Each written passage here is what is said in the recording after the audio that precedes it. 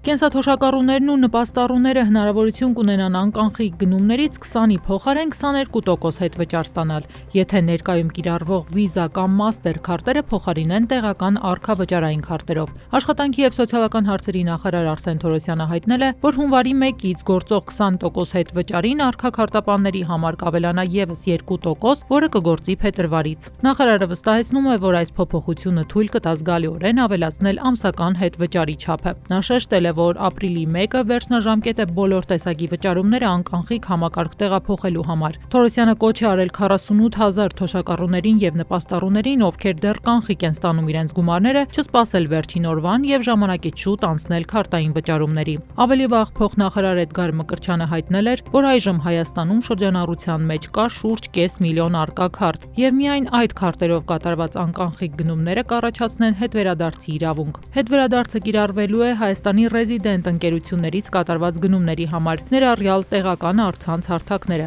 Սահմանված է գործարքի նվազագույն շեմ 1000 դրամ, իսկ մեկ գործարքի դիմաց առավելագույնը հնարավոր կլինի հետ ստանալ 6000 դրամ։ Մեկ ֆիզիկական անձի համար ամսական հետվերադարձի համագումարային սահմանաչափը 60,000 դրամ է, առավելագույնը 3 միլիոն դրամ վճարման դիմաց։